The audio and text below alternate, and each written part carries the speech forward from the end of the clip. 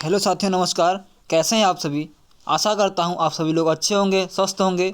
स्वागत है आपका एक बार फिर से आपके परिवार उन्नति क्लासेज में। साथियों, चैनल को सब्सक्राइब करिएगा और वीडियो को लाइक शेयर करिएगा। और आज की क्लास बहुत ही ज़्यादा महत्वपूर्ण होने वाली है। आप किसी भी एग्ज़ाम की तैयारी कर रहे हो और एक करंट अफेयर्स की क्लास किसी भी एग्ज़ाम के लिए बहुत ही ज़्यादा महत्वपूर्ण होती है। तो चलिए साथियों, शुरू करते हैं। आज का पहला क्वेश्चन है, हाल ही में अल्पसंख्यक अधिकार दिवस कब मनाया गया। तो ऑप्शन सही होगा 18 दिसंबर। 18 दिसंबर को अल्पसंख्यक अधिकार दिवस मनाया जाता है। अब भारत में अल्पसंख्यक समुदायों के अधिकारों को बढ़ावा देने के लिए हर साल 18 दिसंबर को अल्पसंख्यक अधिकार दिवस मनाया जाता है। इसकी शुरुआत जो है वो हुई थी 1992 से इसकी शुरुआत हुई थी। और इसकी थीम जो रखी गई है वो all in for minority rights.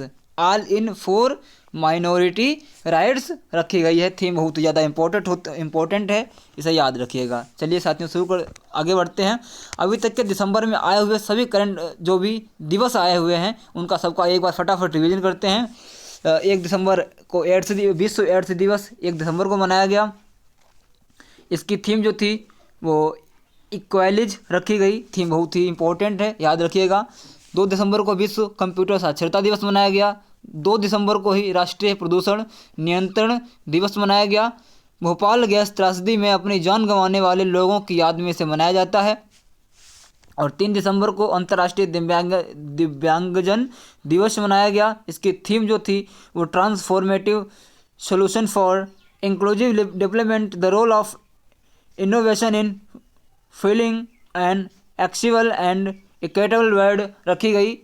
Theme बहुत ज़्यादा इंपॉर्टेंट नहीं है, लंबी है। 4 दिसंबर को भारतीय नौसेना दिवस मनाया गया।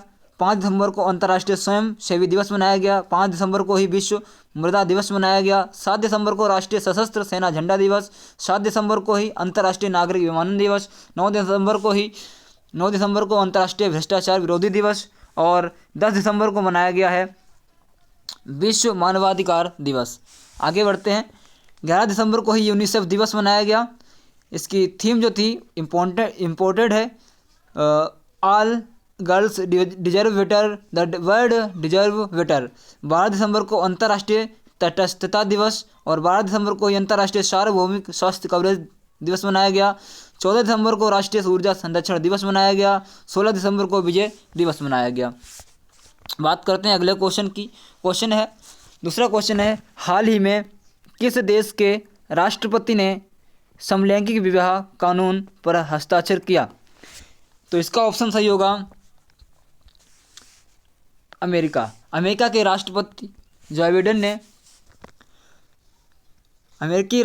जो बाइडेन ने दिसंबर 2022 में समलैंगिक विवाह कानून पर हस्ताक्षर किए हैं। यह कानून समलैंगिक और अंतरजातीय विवाहों के लिए वैधानिक अधिकार स्थापित करता है। यह कानून आधिकारिक रूप से 1996 के विवाह अधिनियम को निरस्त करता है, जिसने विवाह को एक पुरुष और एक महिला के बीच परिभाषित किया था। अमेरिका से पहले 2022 तक अर्जेंटीना, ऑस्ट्रेलिया आदि सहित 33 देशों ने समलैंगिक जोड़ों के बीच विवाह को कानूनी रूप से मान्यता प्राप्त है। आगे बढ़ते हैं। क्वेश्चन नंबर 3 है, हाल ही में ITF अवार्ड 2022 किसने जीता। तो पुरुषों में राफेल नडाल और महिलाओं में इगा स्विएटेक, यानी दोनों ने जीता हुआ है। आगे बढ़ते हैं, इसी में हम बताते हैं आपको। राफेल नडाल और Iga Swiatek ITF award champions 2022 बने। राफेल नडाल अपने करियर में 5वीं बार ITF चैंपियन बने हैं। पुरुष एकल में राफेल नडाल याद रखिएगा, राफेल नडाल जो है वो स्पेन के रहने वाले हैं। और महिला एकल में इगा स्विएटेक जो पोलैंड की रहने वाली हैं। और पुरुष युगल यानी जोड़े में राजीव राम और जो सेलिसवरी ने जीता है। महिला युगल में बारबोरा क्रेजिकोवा और कैतेरिना सियाकोवा ने जीता है। इन्होंने तीसरी बार जीता है। आगे बढ़ते हैं। क्वेश्चन नंबर 4 बात करते हैं। जापान ने किस वर्ष के बाद बनने वाले नए घरों के लिए सोलर पैनल को अनिवार्य कर दिया है। इसका जवाब है 2025। यानी 2025 के बाद जापान में जो भी घर बनेगा उसके ऊपर सोलर पैनल जो है वो ज़रूर होगा। जापानी राजधानी कि स्थानीय विधानसभा द्वारा पारित एक नए नियम के अनुसार अप्रैल 2025 के बाद बड़े पैमाने पर घर बनाने वालों द्वारा निर्मित टोक्यो में सभी नए घरों को घरेलू कार्बन उत्सर्जन में कटौती के लिए सौर ऊर्जा पैनल स्थापित करना होगा। वर्तमान में जापान दुनिया की सबसे बड़ी कार्बन उत्सर्जक सूची में 5वें स्थान पर है। इसकी जापान की राजधानी टोक्यो, मुद्रा येन है, प्रधानमंत्री हैं यहाँ के फुमियो किशिदा। ठीक है, आगे बढ़ते हैं, बात करते हैं क्वेश्चन नंबर 5 की। हाल ही में पुरुष विश्व कप के लिए हॉकी इंडिया का आधिकारिक साझेदार कौन बना? Reliance, Vivo, Tata steel, Samsung. तो ऑप्शन सही है टाटा स्टील। आगे बढ़ते हैं, टाटा स्टील पुरुष विश्व कप के लिए हॉकी इंडिया का आधिकारिक साझेदार बना। पुरुष हॉकी विश्व कप 2022 आयोजन राउरकेला, भुवनेश्वर, ओडिशा में होगा। इसका 13 जनवरी से 29 जनवरी 2023 में आयोजन होगा। इसका संस्करण जो है वो 15वां होगा।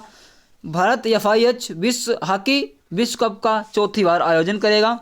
इससे पहले भारत में 3 बार आयोजन हो चुके हैं। 1982 में बॉम्बे में हुआ था, 2010 में नई दिल्ली में हुआ था, 2018 में भुवनेश्वर में आयोजन हो चुका है। ठीक है, और ओडिशा सरकार, नोट, ओडिशा सरकार भारतीय हॉकी टीमों, पुरुष और महिला दोनों टीमों को 10 सालों तक के लिए स्पॉन्सर कर रही है। और नई दिल्ली में 2010 में कॉमनवेल्थ भी हुआ था। ठीक है, बात करते हैं क्वेश्चन नंबर 6 की। क्वेश्चन है, हाल ही में किस देश से भारत ने राफेल का आखिरी और 36वां विमान प्राप्त किया? तो आंसर है फ्रांस। ठीक है, देखिए फ्रांस से भारत को राफेल का 36वां और आखिरी विमान मिला। ठीक है, और फ्रांस ने सभी लड़ाकू विमान राफेल की डिलीवरी पूरी कर दी है। 36 राफेल को लेकर भारत सरकार ने जो है समझौता किया था और 36 के 36 जो है राफेल मिल चुके हैं। ये डील लगभग 59,000 करोड़ यानी 60,000 करोड़ रुपए में भारत और फ्रांस के बीच 2016 में हुई थी। और 5 राफेल की पहली खेप 29 जुलाई 2020 को भारत पहुंची थी। और राफेल एक फाइटर जेट है। 1 मिनट में, देखिए यहाँ पे इंपॉर्टेंट पॉइंट लिखे हुए हैं, 1 मिनट में 60,000 फीट की ऊंचाई तक उड़ान भरता है। मारक क्षमता 3700 किलोमीटर है। स्पीड 2223 किलोमीटर प्रति घंटा है। अंदाजा लगाइए कितनी स्पीड होगी। राफेल लड़ाकू विमान हर तरह के मौसम में एक साथ कई काम करने में सक्षम है।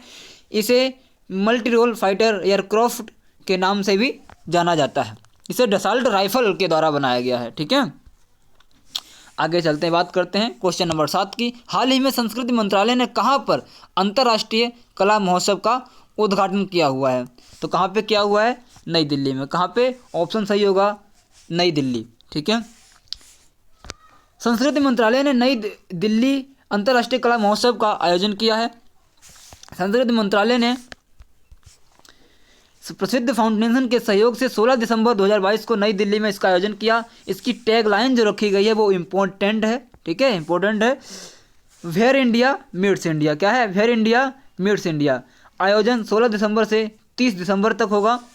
उद्देश्य महान महाकाव्यों योद्धाओं को सम्मानित करना जिन्होंने अंग्रेजों के खिलाफ भारत के स्वतंत्रता संग्राम के लिए लड़ाई लड़ी थी। ठीक है, बात करते हैं क्वेश्चन नंबर 8। आज का क्वेश्चन नंबर 8 आखिरी होगा। 8ही क्वेश्चन है आज। हाल ही में किस केंद्रीय मंत्री ने हॉकी विश्व कप ट्रॉफी का अनावरण किया है? तो अनुराग ठाकुर जी ने किया है। किसने किया है? अनुराग ठाकुर जी ने किया है। ठीक है, अनुराग ठाकुर जी हैं। अनुराग ठाकुर जी केंद्रीय खेल मंत्री हैं। इन्होंने नई दिल्ली में हॉकी विश्व कप ट्रॉफी का अनावरण किया है। केंद्रीय खेल और युवा मंत्री अनुराग ठाकुर हैं। इस कार्यक्रम के में 1975 के विश्व कप विजेताओं ने भी शिरकत की है। ओडिशा के मुख्यमंत्री नवीन पटनायक द्वारा 5 दिसंबर को भुवनेश्वर में राष्ट्रव्यापी ट्रॉफी टूर का शुभारंभ किया गया था। साथियों, आज के थे टॉप 8 करंट अफेयर के क्वेश्चन।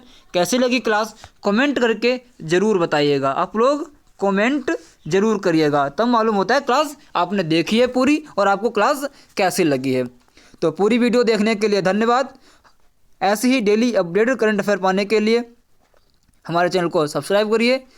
अंत तक वीडियो देखने के लिए बहुत बहुत धन्यवाद। हंसते रहिए, मुस्कुराते रहिए, पढ़ते रहिए मेहनत करिए, उन्नति करिए, जुड़िए उन्नति क्लासेस के साथ। जय उन्नति कर विजय उन्नति। जय हिंद, जय भारत।